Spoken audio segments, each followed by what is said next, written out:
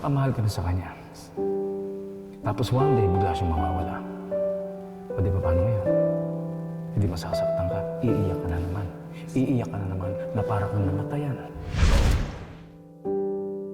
Toy! Naku, bata ka. Apo, kanina ka pa hinahanap namin ng daddy mo. Ano ba? Ano ba ginagawa mo rito? Sabi po kasi nung staff kanina may wishing pan daw po dito. Kaya pumunta po ako dito para mag-wish. Talaga, Doy? Eh, ano naman ang wish mo? Sana po hindi mawala sa amin si Tita Grace. Lola kasi, po ginagawa ni Tita Venus yun. Bakit gusto po niya makuha ng mga pulis si Tita Grace? Si Joseph. Bakit gusto niya po makuha si Tita Grace? Bakit ayaw po nila maging masaya kami ni Daddy? Apo, Alam ko naman po lahat ng wish ko hindi nagkakatotoo eh. Kasi katulad po ng Daddy. Nag-wish po ako na sana lagi kong kasama si Mami tsaka si Daddy. Pero tignan niyo po yung nangyari. Di po nagkatotoo, di ba?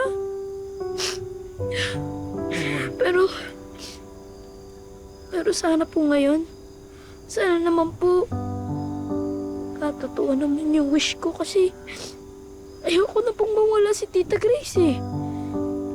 Ayoko na pong mawalan ulit ng Mami. Doy, I'm sorry. Hindi si Grace ang mami mo. O dapat po ganun. Bakit po ba ayaw niyo kay Tita Grace? Wala naman po siya ginagawa masama sa inyo, di ba? Doy, I want you to be happy. And I want you to have a happy family. Pero hindi si Grace ang bubunol. Grace is not your mommy. Pero Lola, hindi niyo pa po nasasagot yung tanong ko. Ano po bang ginawa ni Tita Grace sa inyo at bakit ayaw na ayaw niyo po sa kanya? Mahal na mahal niya nga po kami ni Daddy eh. Lagi niya po kayo inaalagaan, pinapasaya. Tsaka ginagawa niya po lagi yung best niya para sa amin.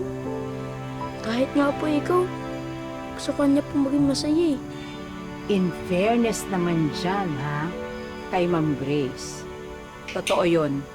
Totoo yun, Ma'am. Doy! Hoy! Oh, Marites! Hoy! Andiyan ka lang pala. Kanina pa kita hinahanap. Sorry po, Yaya Marites. Halika na.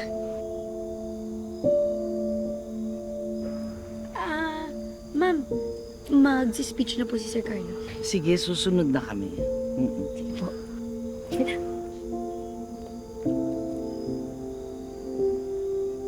Bakit kasi may mga tao pang di pa pumayag maging masaya isang bata? Magkaroon lang ng isang happy family na ngayon lang naman nabuo. Pinariringgan mo ba ako? Hindi po, madam.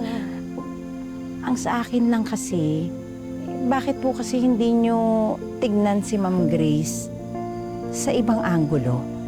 Yung positibo po, yung kung paano siya tignan ni Doy.